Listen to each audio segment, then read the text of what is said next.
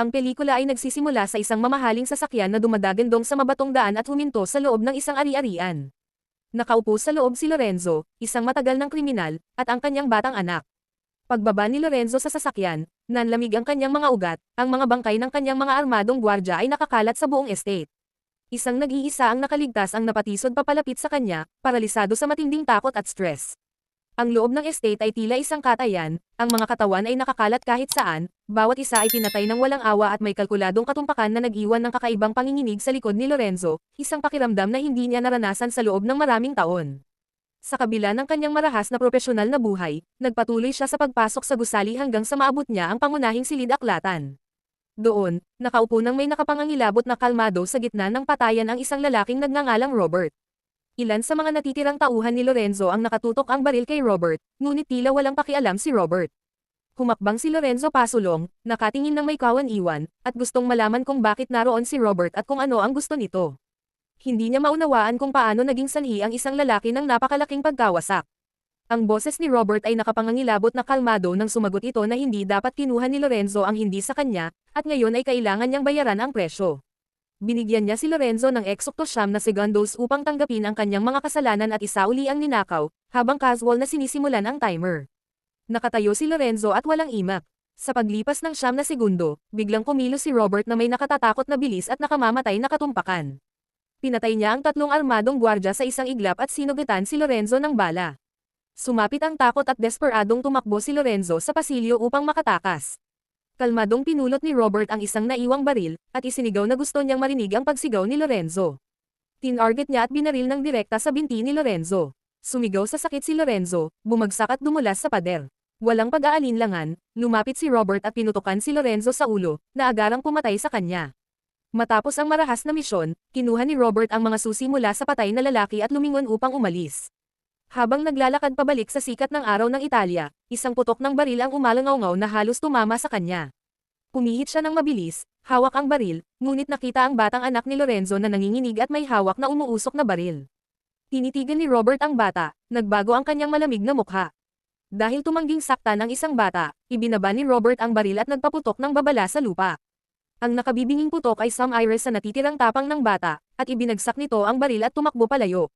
Habang pinapanood ni Robert ang pag-alis nito, mabilis na lumala ang kondisyon ni Robert habang siya ay nagmamaneho palayo sa ubasan, habang nagdurugo ng malubha, nawalan siya ng malay sa manibela ilang metro lang ang layo sa kalsada.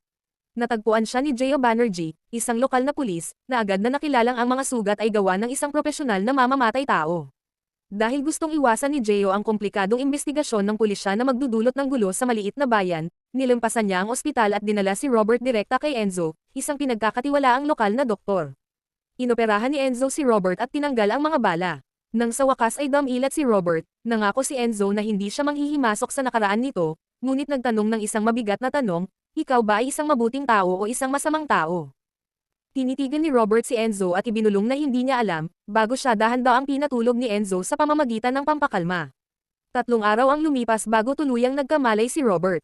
Bumalik ang kanyang lakas para makatayo, at iniabot sa kanya ni Enzo ang isang baston, na hinikayat siyang libutin ang tahimik at liblib na bayan upang makatulong sa kanyang paggaling.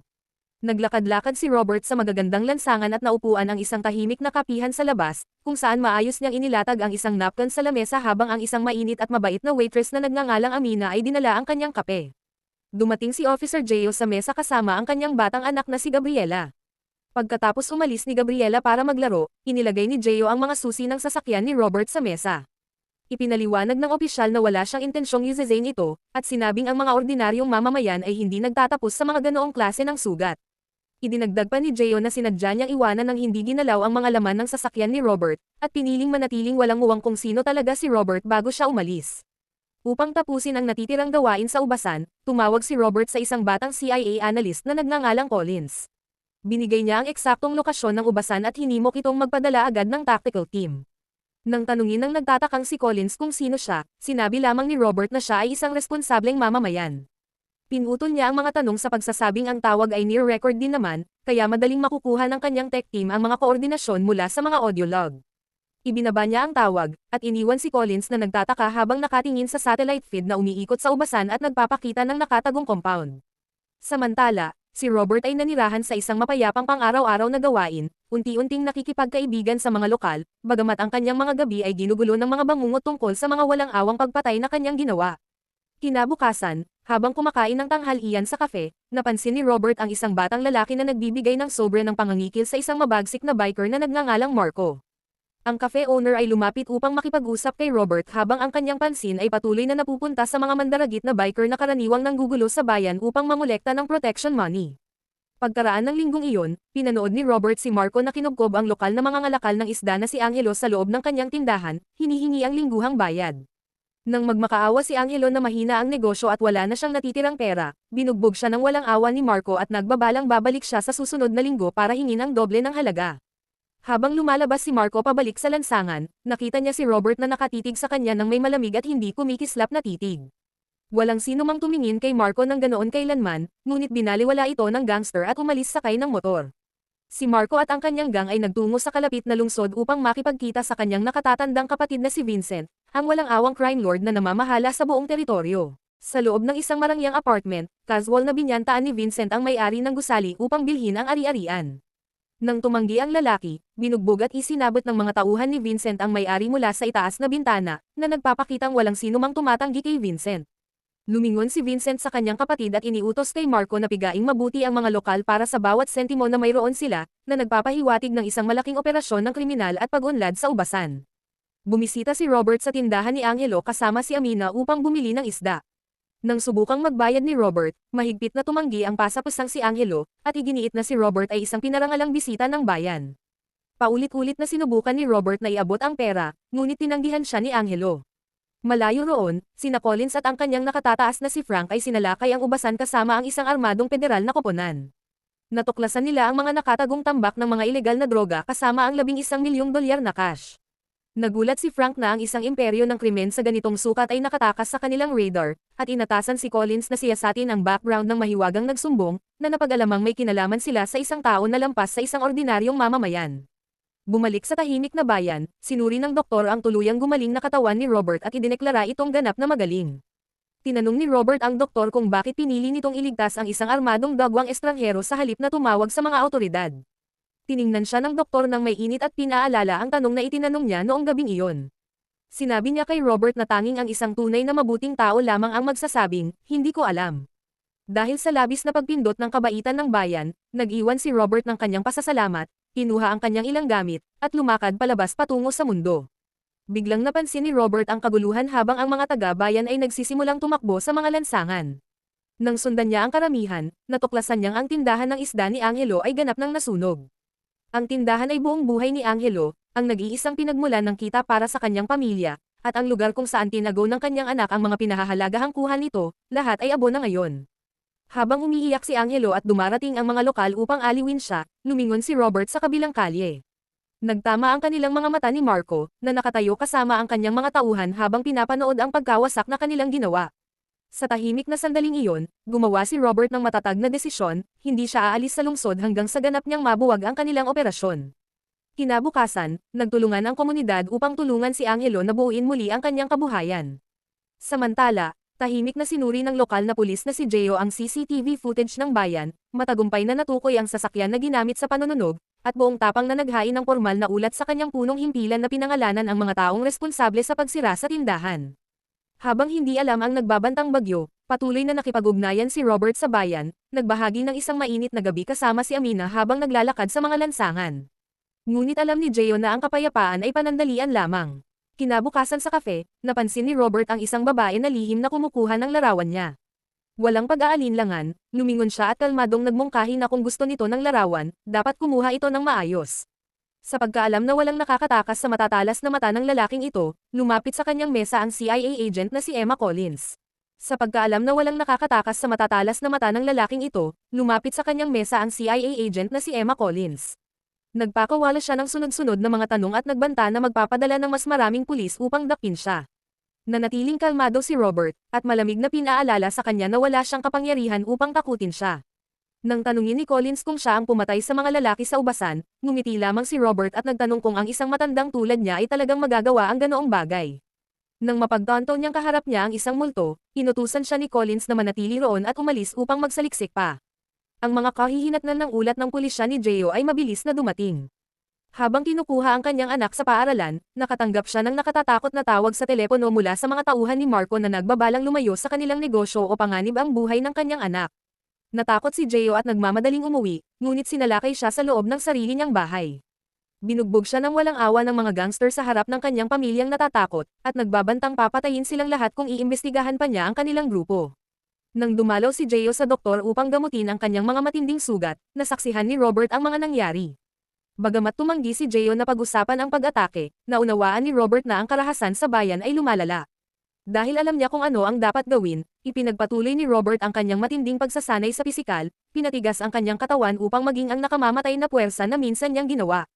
Makalipas ang ilang sandali, binisita muli siya ni Collins, nag-aalinlangan na ang kanyang malawak na paghahanap ay nagbunga ng ganap na zero na impormasyon tungkol sa kanya. Nagbanta siya kay Vincent, ang walang awang mafia boss na nanggugulo sa rehiyon, at hiniling na malaman kung ano ang huling layunin ni Robert. Maayos na binaliktad ni Robert ang pagtatanong at tinanong kung ano ang talagang ginagawa ng CIA sa Italia bago siya iniwan ng walang sagot. Nang gabing iyon, umabot sa rurok ang tensyon. Dinala ni Gio ang kanyang traumatisadong pamilya upang kumain sa isang lokal na restaurant, ngunit pinalibutan sila ni Marco at ng kanyang mga tauhan. Lumitaw si Marco kay Gio at malakas na ipinahayag na ang opisyal ay nagtatrabaho na ngayon sa mob. Habang nagmamayabang, napansin ni Marco si Robert na tahimik na nakaupo sa malapit na mesa at nakatitig sa kanya. Nang gagalit na lumapit si Marco sa estranghero, nilate ang edad nito at nagbabalang huwag tumitig. Sa mababa at nakapangangilabot na boses, pinayuhan ni Robert si Marco na umalis kaagad, na nangangako sa kanya ng antas ng matinding sakit na hindi niya maabot. Tumawa ang mga tauhan ni Marco, at lumapit si Marco upang takutin siya. Sa isang kisap mata, hinawakan ni Robert ang pulso ni Marco, marahas itong binali, at idiniin ang kanyang hinlalaki ng malalim sa isang nerve cluster. Lumuhad si Marco sa sakit habang ang mga gangster ay nag-abot ng kanilang mga baril. Kalmadong inutusan ni Robert si Marco na tawagin ang kanyang mga tauhan, iwanan ang kanyang baril sa mesa, at lumayas maliban kung gusto niyang mamatay doon mismo. Napahiya sa harap ng mga taong kinatatakotin niya, sumunod si Marco at natitised na lumabas sa gabi. Sa labas, dahil sa pampublikong kahihiyan, tinipon niya ang kanyang mga armadong tauhan at iniutos na patayin muna si Robert at pagkatapos ay patayin ang lahat ng nakaupo sa restoran. Bago pa sila makakilos, biglang bumilis ang isang sasakyan mula sa dilim at marahas na binangga ang isa sa mga gangster. Lumabas si Robert mula sa dilim at sistematikong pinatay ang mga lalaki isa-isa nang may nakatatakot na katumpakan. Dahil sa desperasyon, binunot ni Marco ang kanyang hunting knife at sinugod si Robert. Madaling sinalag ni Robert ang pag-atake, inagawan ito ng baril, at sinaksak si Marco gamit ang isang marahas na sunod-sunod na saksak, na pumatay sa kanya sa loob ng ilang segundo. Iniwan ang madugong kalye, naglaho si Robert sa gabi na tila hindi siya kailanman naroon. Sa pagbubukang liwayway, siniguro ng mga pulis ang madugong eksena. Nahirapan si Gio na itago ang kanyang kaluwagan nang makitang patay si Marco, ngunit ang investigasyon ay naging mas madilim nang matuklasan nila ang isang malaking tambak ng mga droga sa sasakyan ni Marco, ang eksaktong parehong mga narkotiko na natagpuan sa ubasan. Ang balita ng mga koneksyon ay mabilis na kumalat, kasabay ng isang nakakapinsalang pambobomba ng terorista sa Roma. Icon-ekte ng mga ahensya ng intelihensya ang mga tuldok, ang pera ng droga na dumadaloy sa mafia ni Vincent ay direktang nagpapadala ng mga sakuna na pag-atake ng terorista. Sa pag-alam sa malaking saklaw ng banta, inutusan ng kanyang amo na si Frank C. Collins na hanapin ang pagsasabuatan mula sa ugat nito sa Naples. Gamit ang utos na ito, hinarap ni Collins ang lokal na chief of police, ginamit ang kanyang autoridad sa CIA upang kunin ang utos ng buong file ng investigasyon at interogatuhin ang lahat ng konektado sa imperyo ng krimen. Nakuha ng chief of police ang lokasyon mula sa isang informant, na humantong sa isang nakamamatay at matagumpay na raid ng pulisya. Sa pag-asang maiwasan ang lumalalang karahasan, binisita ng chief si Vincent, na labis na nagdadalamati sa pagkamatay ng kanyang kapatid na si Marco. Binalaan ng chief ang mafia boss na ang CIA ay nagpapatakbo na ngayon sa lungsod at hinimok siyang ihinto ang kanyang mga ilegal na aktibidad at magtago. Dahil sa galit at pagdadalamati, tuwirang tumanggi si Vincent na umurong. Nang mawalan ng pasensya ang chief, mabilis siyang sinunggaban ng mga tauhan ni Vincent.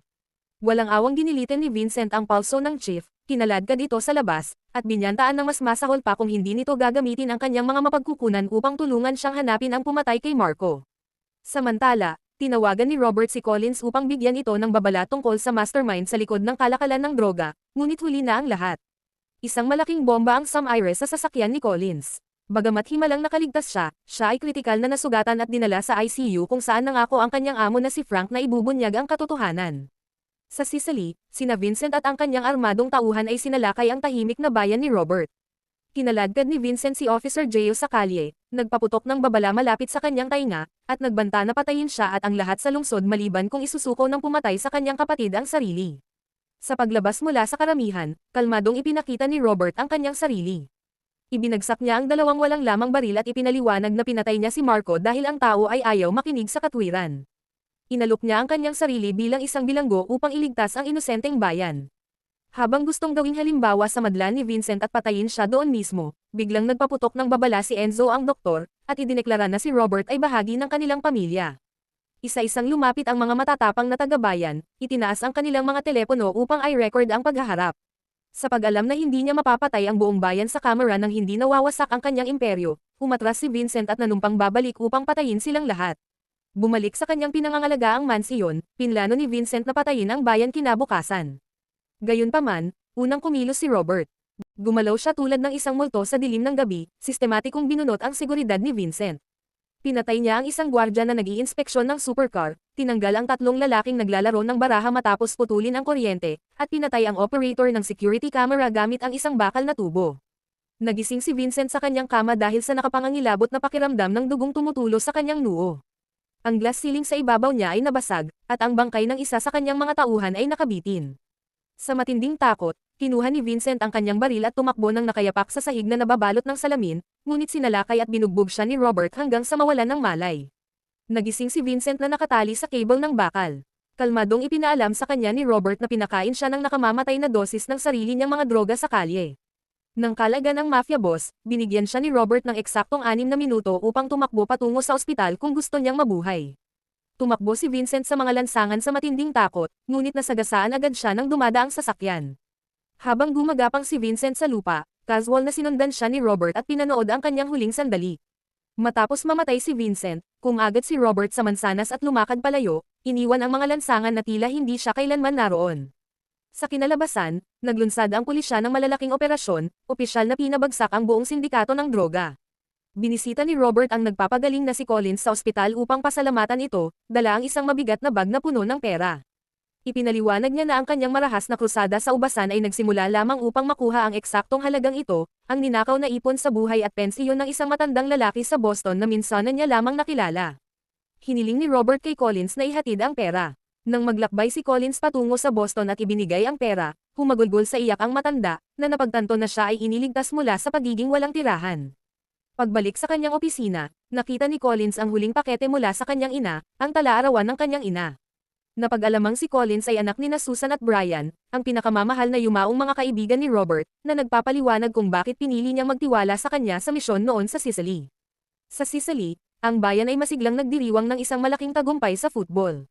Sa wakas ay may kapayapaan, at iniwan ang kanyang marahas na nakaraan, ngumiti si Robert at sumali sa pagdiriwang, matapos matagpuan ang kanyang tunay na tahanan. At doon nagtatapos ang ating kwento at huwag kalimutan mag-subscribe sa Recap Master PH para sa mga bagong videos at movie recap. Maraming salamat po.